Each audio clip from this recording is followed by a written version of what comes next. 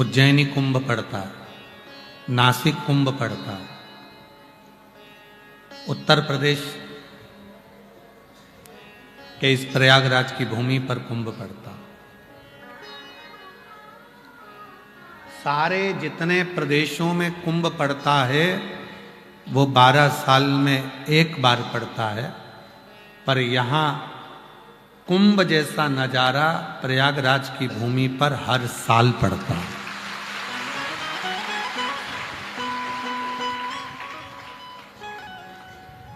और शायद बाबा जी, मैं उत्तर प्रदेश सरकार को, माननीय मुख्यमंत्री जी योगी जी को इस चीज के लिए धन्यवाद दूंगा कि इस प्रयागराज के मेले को हर साल उन्होंने धीरे धीरे कर कर उस परिधि पर लाकर छोड़ा है कि जैसे बड़े बड़े शहरों में अन्य अन्य जगह पर जो कुंभ होते हैं, वैसे कुंभ का नजारा इस प्रयागराज की भूमि पर हर साल हो रहा है, प्रत्येक वर्ष।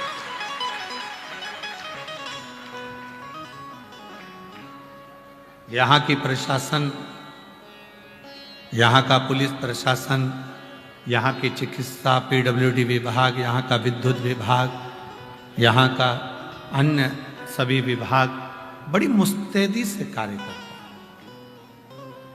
समाज और जितने आस्था चैनल पर कथा सुन रहे हैं, जितने फेसबुक यूट्यूब पर कथा सुन रहे हैं, जितने सोशल मीडिया पर कथा सुन रहे हैं, बाबा जी कह रहे थे कि हमारे यहाँ माघ मेला लगभग बसंत पंचमी के बाद से धीरे धीरे विराम की ओर होने लगता है।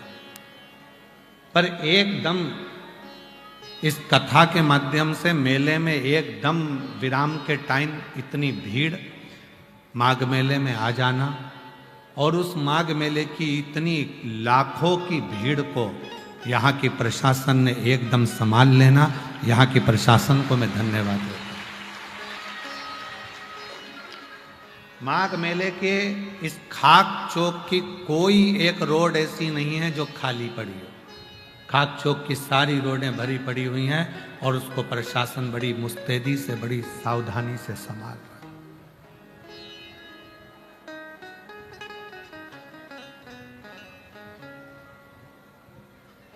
बड़ा सावधानी से, और ये किसी के बस का नहीं। कोई कह रहे कि नहीं साहब ऐसा, नहीं साहब वैसा, तो हम तो कहेंगे कि दुनिया के जगह पर भले कुंभ का नजारा होता हो, पर माघ मेले का नजारा भी किसी कुंभ से कम नहीं होता है।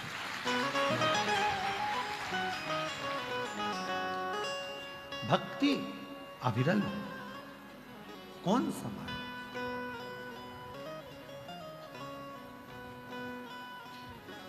कौन संभाले इसे? और प्रभु आपकी कृपा से सब काम हो रहा है। प्रभु आपकी कृपा से सब काम हो रहा है। करते हो भोले बाबा मेरा नाम हो रहा है। करते हो भोले बाबा मेरा नाम हो रहा है। भोले आपकी कृपा से सब काम हो रहा है। भोले आपकी कृपा से सब काम हो रहा है। एक शिव रूपी कोई शंकर का भक्त ही ऐसा हो सकता है जो शंकर की इस पवित्र आनंदमय भूमि में, इस प्रयागराज की धरा को पुनः आनंद के साथ में जनमानस तक उसके हृदय में बिठा सकता है।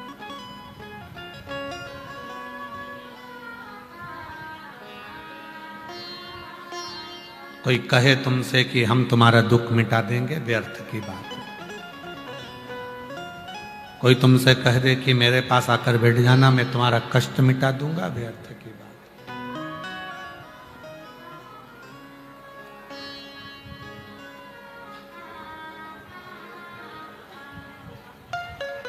कई कई लोग कहते हैं गुरुजी हमारे इनकी तबीयत खराब है, थोड़ा हाथ रख दीजिए।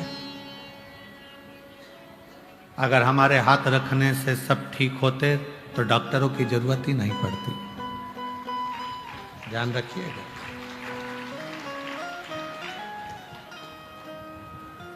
हाथ रखने से नहीं, आपकी बुद्धि में जब आपने शिव महापुराण की कथा को श्रवण कर लिया और आपने उस कथा को सुनने के बाद जब भगवान पर भरोसा कर लिया और भरोसा करने के बाद जब आप शिव जी को एक लोटा जल चढ़ाने लगे और वो जल लाकर जब आप अपने पति को या बीमार व्यक्ति को पिलाने लगे तो उसको मेरा भोले बाबा आपके भरोसे से ठीक करना प्रारंभ कर देगा।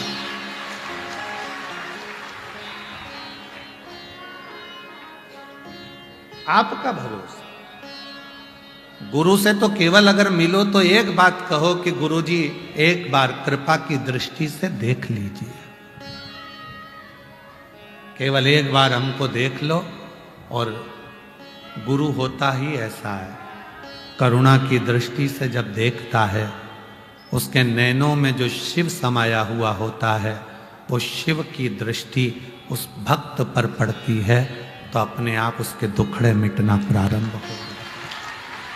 केवल देखिए, आपके देख लेने पर, आप अगर देख लोगे, केवल देख लेने पर भी मेरा दुख समाप्त हो जाए, मेरा कष्ट मिट जाए। और कृपा की ना होती जो आदत तुम्हारी तो सोनी ही रहती अदालत तुम्हारी। गरीबों के दिल में जगह तुम ना पाते तो किस दिल में होती इबादत तुम्हारी। शिव कथा कहती है प्रेम हमेशा बढ़ता है। प्रेम क्या होता है? बढ़ता है। प्रेम कभी कम नहीं होता। संसार का अगर कोई व्यक्ति तुमसे कह दे कि मैं पहले मंदिर जाती थी, शिव जी को जल चढ़ाती थी, भगवान शंकर की पूजन करती थी, अब मेरा पूजन में मन नहीं लग रहा, मतलब वो भगवान से प्रेम नहीं कर पाई, केवल प्राप्ति के लिए जा रही थी कि भगवान मेरे को ये दे देना, भगवान मेरे को वो दे देना। भगवान ने देना, भगवान ने नहीं दिया तो उसने दूसरी जगह जाना चालू कर दिया। दूसरी जगह पर नहीं मिला, तीसरी जगह जाना चालू कर दिया। तीसरी जगह नहीं मिला, चौथी जगह जाना चालू कर दिया। और शिव महापुराण की कथा क्या कहती है कि एक कुएं को खोदे जाओ, खोदे जाओ। तुम 50 फीट यहाँ खोद दिए, 50 फीट वहाँ खोद दिए, 60 फीट वहाँ खोद दिए, 80 फीट वहाँ खोद दिए तो पानी नहीं निकलेगा। अगर वही 80 फीट, 50 फीट, 50 फीट, 50 फीट ऐसे सबको जोड़ लो और एक ही जगह पर खोदना चालू कर दो तो जितना गहरा खोदोगे वहां से जल प्राप्त जरूर हो। अब आपने करा क्या? 50 फीट यहाँ खोद दो, 50 फीट वहाँ खोद दिया, 80 फीट वहाँ खोद दिया, 70 फीट वहाँ खोद दिया, सारी जगह जगह जगह जगह खोद कर रख दिया और पानी मिला नहीं। एक ही जगह पर अगर खोदते जाता खोदते जाता खोदते जाता तो पानी मिल जाता। उसी तरह एक ही जगह पर शंकर के मंदिर में शिव की आराधना में दिल लगा कर रखता, शंकर को एक लोटा जल चढ़ाते रहता, चढ़ाते रहता, चढ़ाते रहता तो जीवन का सारा सुख तेरे पास में आकर रहता। ये निश्चित।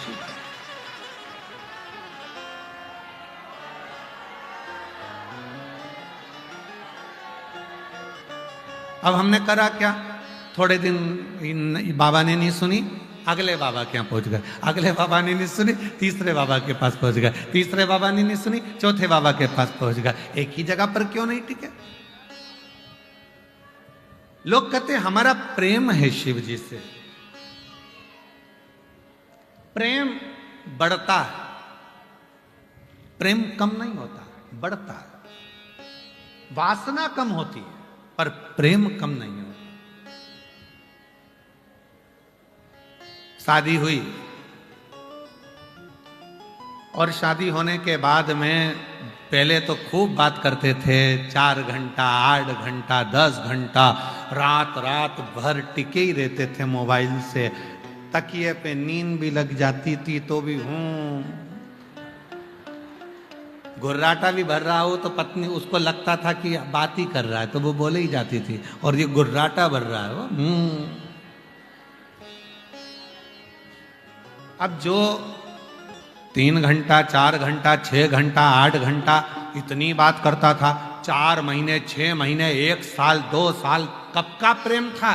तो कहा हमारा तो 6 साल पुराना प्रेम है। 6 साल पुराना तो अच्छा है, भगवान कृपा करे तुम्हारी शादी हो जाए। शादी हो गई, शादी होने के बाद में 1 साल ठीक रहा, फिर कम फिर कम फिर कम फिर कम, और आखिरी में इतना कम हो गया, एक दूसरे से झगड़ा प्रारंभ हो गया, लड़ाई हो गई और अदालत में जाकर तलाक लेने के लिए खड़े हो गए। तो अब बताओ कि शास्त्र कह रहा है कि प्रेम बढ़ता है, वासना घटती है, मतलब वो प्रेम था ही नहीं, उसने तो केवल तुम्हारा स्वरूप देखा था और तुम्हारी युवान अवस्था देखी थी, इसलिए वो केवल तुमको कबाड़ा, उसने अपना बनाया और आखिरी में तुमको धीरे धीरे धीरे धीरे धीरे धीरे वो प्रेम कम हो गया। वो प्रेम नहीं है, उसको हम प्रेम नहीं कह सकते, उसको केवल वासना कह सकते, केवल वासना, वो प्रेम नहीं हो सकता। प्रेम की परिभाषा कहती है कि प्रेम बढ़ता है, प्रेम घटता कभी नहीं है। जितना अभी तुम शिव जी से लगन लगा रही हो ना, उतना और बढ़ेगा। फिर लगन लगाओगी तो और बढ़ेगा। शिव जी से जैसे प्रेम बढ़ता है, बाबा जी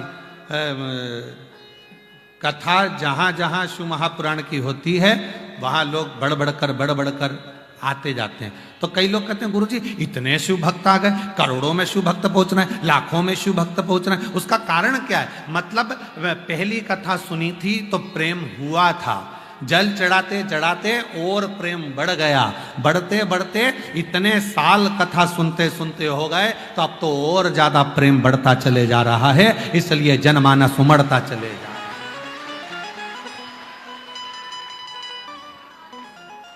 प्रेम बढ़ रहा, प्रेम कम नहीं हो रहा।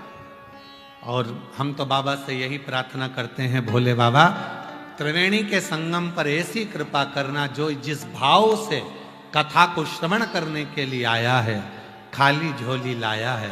बाबा गंगा यमुना सरस्वती मैया, हे अक्षय वट, आपकी कृपा छाया इन सब पर बनाना, मेरे नाग वासुकी, मेरे भोले बाबा, हे शिव, इनकी झोलियां खुशियों से भरकर इनको घर भेजना, ऐसी कृपा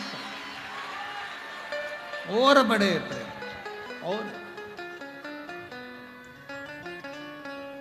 और कृपा की न होती जो आदत तुम्हारी, तो सुनी रहती अदालत तुम्हारी, गरीबों के दिल में जो जगह तुम न पाती, तो किस दिल में होती इबादत तुम्हारी। प्रेम और बढ़े, इतना बड़े प्रेम, इतना बड़े कि शिव को तुम ना छोड़ो और शिव तुम्हें ना छोड़े।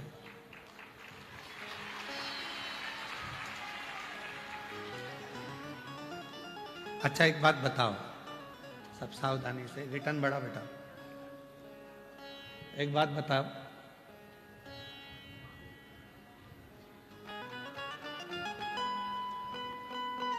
जब विश्वनाथ तुम्हारा हो जाएगा तो विश्व का ऐसा कोई सुख है जो तुमसे वंचित रह जाएगा।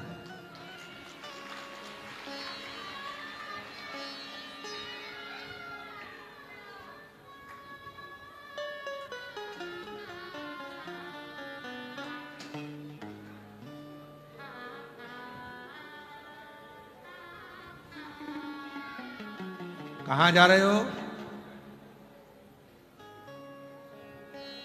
क्यों भैया कहां जा रहे हो? कहा काशी जा रहे हो। क्यों जा रहे हो?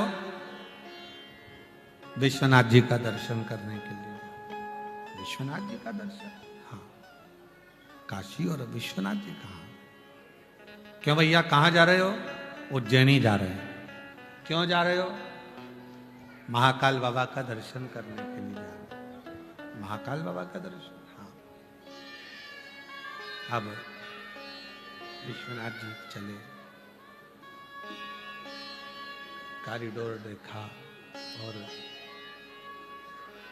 कॉरिडोर को जब देखा तो उस कॉरिडोर को देखकर मन कॉरिडोर में लगा। मन कॉरिडोर में लगा। विश्वनाथ जी के पास में जाना था, मन पूरे कॉरिडोर में लग गया और विश्वनाथ जी के पास जाकर मन को लगा नहीं पाया। उज्जैनी गया। कहाँ गए थे? महाकाल। ये चल नहीं रहे हैं बक्से। महाकाल कॉरिडोर का दर्शन किया, महाकाल तक पहुंचा, मन नहीं लगा। मन लगना था परमात्मा, चित्त लगना था परमात्मा में। और जब मन चित्त परमात्मा में नहीं लगा तो व्यक्ति फिर सोचा कि मैं आया इतनी दूर पर मेरा मन, मेरा चित्त लगा क्यों? मेरा मन, मेरा चित्त लगता क्यों नहीं?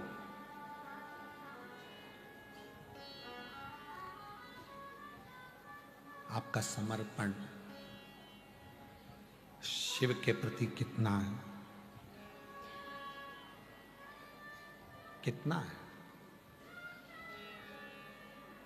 रामचरितमानस में एक लाइन आती है कि राम जी, भगवान श्री राम जब सोते हैं तो सोने से पहले अपने गुरु,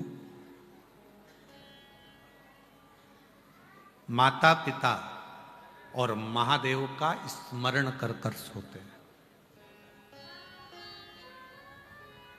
लक्ष्मण जी ने पूछा भगवान श्री राम जी से,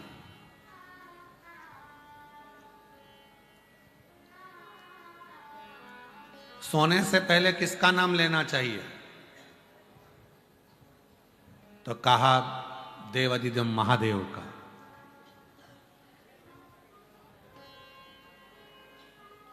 और उठने पर किसका नाम लेना चाहिए?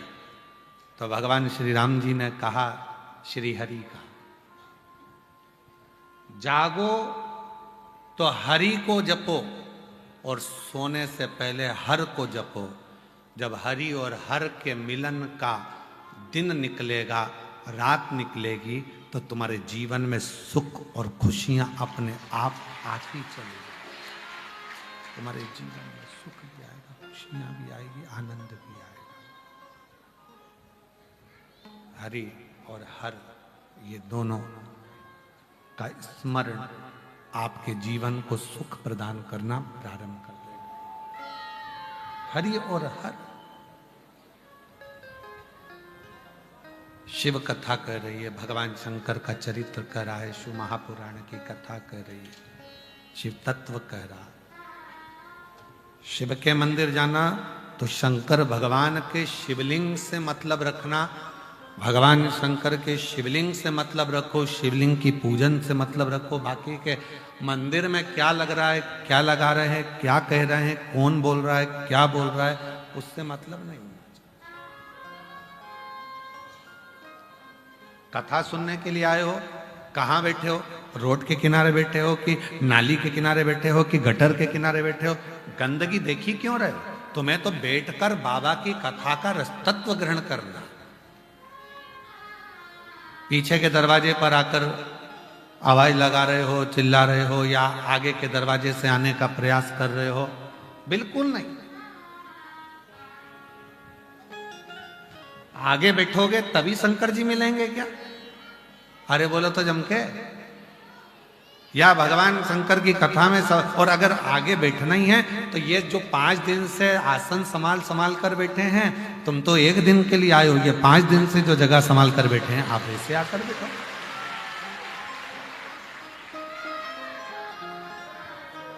और कितनी बड़ी बात सतुआ बाबा जी ने कही, और एक को नहीं कही, सतुआ बाबा जी ने सबको कही। माइक पकड़ कर बोले सतुआ बाबा जी कि ये कथा जो श्रोता भाई बहन जो प्रयागराज की धरा पर आए हैं, पोटला बांध बांध कर अपने सिर पर ले लेकर आए हैं, ये कथा उन भक्तों के लिए है, वीआईपी के लिए नहीं। यहां यही वीआईपी।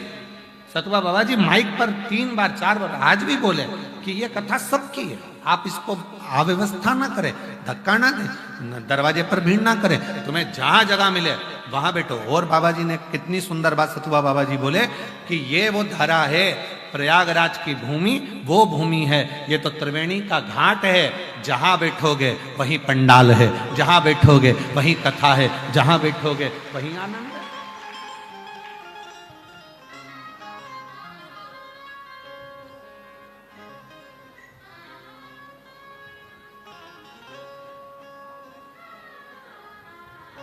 ठीक है, जहां बैठे हो तुम्हारी मर्जी, जहां बैठ जाओ तुम, बैठ कर कथा का रस्तत्व करो। बस इतना याद रखना, जब स्तुति करो, कथा सुनकर जब उठो, भूमि की रज को प्रणाम करो, मस्तक लगाओ, हृदय से लगाओ, और प्रणाम कर कर बाबा को अपने मन का भाव जरूर कह कर जाओ। इतना जरूर करना। जहां बैठो, जहां बैठकर सुन रहे हो, किसी भी पंडाल में बैठे हो, कहीं टीवी के सामने सुन रहे हो, एलईडी के सामने सुन रहे हो, तुम्हारी मर्जी पड़े, जहां माइक की आवाज आ रही है वहां बैठकर सुन रहे हो, दिल से उस परमात्मा को जो कहोगे वो सुनेगा। वो जंगल में सुनता है, वो पहाड़ पर सुनता है, वो वायु में सुनता है, वो जल में सुनता है, वो थल में सुनता है, आकाश में सुनता है, वनस्पति की सुनता है। ऐसा कौन है जिसकी वो ना सुनता?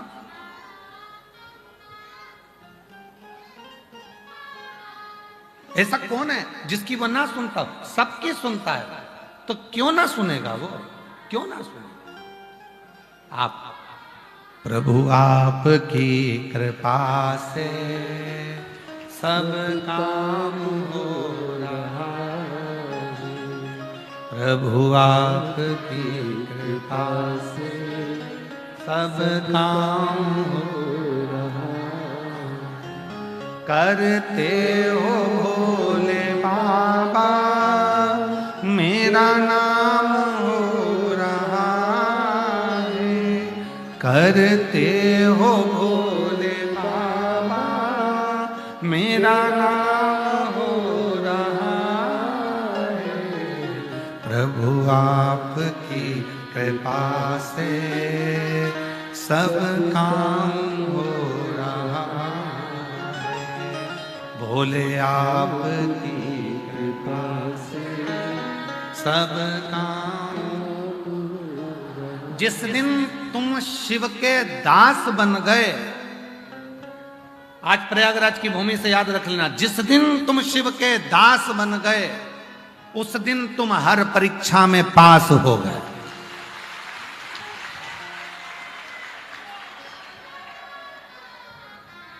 किसके दास? शिव के। फिर कोई परीक्षा, संसार की कितनी भी परीक्षाएं, दुख आएगा, तकलीफ आएंगी, कष्ट आएगा, बीमारी आएगी, रोग आएगा, सब कुछ होगा। शरीर मिला, काहे के लिए मिला? पहले तो ये विचार छोड़ दो कि तुम्हारे पास में दुख तकलीफ नहीं आएगी। आएगा, सब आएगा। क्यों? शरीर ही नहीं देता भगवान ने, तो मनुष्य का शरीर दिया काहे को? ऊपर ही नहीं रख लेता, देकर भेजा ही काहे को है? जाओ पहुंचो, चलो। तो किसी ने कहा क्यों गुरुजी, अगर भगवान दुख देता है तो ऊपर ही सारा भुगतान क्यों नहीं भुगता लेता? फिर पृथ्वी पे काहे को हमें भेज देता है यहाँ पर कि और दुख भोग लो? वहीं पे ऊपर कंप्लीट करके भेजता। हमने कहा देखो, हॉस्पिटल में मरीज अगर बीमार होकर भर्ती होता है ना, तो उसको वहां बॉटल भी चढ़ती है, इंजेक्शन भी लगता है, दवाई भी मिलती है, सब कुछ मिलता है। पर आखिरी में जब वो छुट्टी लेके जाता है ना, तो एक पन्नी में उसको दवाई भी दी जाती है, गोलियां भी दी जाती है कि घर जाकर ये लेना। तो वो कहता है क्यों डॉक्टर साहब, जब मुझे इतनी बॉटल यहीं लग गई, दवाई सब यहीं खा ली, गोली सब यहीं खा ली, तो घर पे क्यों दे रहे हो? तो कहा नहीं नहीं, ये घर का डोज तो तुम्हें लेना पड़ेगा, घर पर जाकर 15 दिन 20 दिन तो तुमको डोज लेना पड़ेगा, तब जाकर तुम पूरे ठीक हो गए। उसी तरह भगवान ने जितना मां कूटना था तुमको खूब कूटा, जितना कूटना था तुमको ऊपर खूब मसल मसल के कूटा, यमराज ने भी कूटा, धर्मराज ने भी न्याय दिया और खूब पीटा। और कूटने के बाद आखिरी में कहा यहाँ का इलाज पूरा हो गया, हॉस्पिटल से छुट्टी करो, इसको नीचे भेजो। तो क्या दवाई? तो क्या इसके नीचे भेज दो, इसके कर्म पर दवाई लिख दो। और कर्म पर दवाई लिख कर भेज दी। जैसा तुमने कर्म करा था उसके अनुसार थोड़ी बहुत दवाइयाँ तुम्हारे सबके अपने सबके जीवन में लिखी है। किसी को कोई दुख मिलेगा, किसी को कोई दुख मिलेगा, रोना मती, सोच लेना हॉस्पिटल से छुट्टी करी थी तो दवाई तो खाना पड़ेगी, थोड़ा बहुत तो भोगना पड़ेगा ही, संसार में आयो थोड़ा बहुत तो निकालना पड़ेगा। ये कर्म का भोग तो मनुष्य को, और केवल आप नहीं, संसार का जितना भी बड़े से बड़ा साधु क्यों ना हो, सन्यासी क्यों ना हो, तपस्वी क्यों ना हो, साधक क्यों ना हो, उपासक क्यों ना हो, गृहस्थी क्यों ना हो, पक्षी क्यों ना हो, पशु क्यों ना हो, जलचर क्यों ना हो, थलचर क्यों ना हो, वायुचर क्यों ना हो, संसार का ऐसा कोई व्यक्ति, कोई जीव पैदा नहीं हुआ जिसको भोगना नहीं पड़ा। लिख कर आया है, छापा लगा है, आकर भोगना तो पड़ेगा। तो इसमें घबराना नहीं। क्या करना है अपने को? तो अब जब भाग्य में लिख ही दिया है तो भाग्य के लिखे को केवल एक मिटा सकता है। विधाता का काम है लिखना, देवता का काम है भाग्य बनाना, पर महादेव का काम है भाग्य को पलट कर रख देना। वो शिव का काम है, वो भाग्य पलटेगा, भाग्य पलटेगा। और उसके आगे जो जो उसने किया वो संसार में कोई नहीं कर सकता, भाग्य पलट गया। कितनी सुंदर एक प्रसंग आता है कथा में।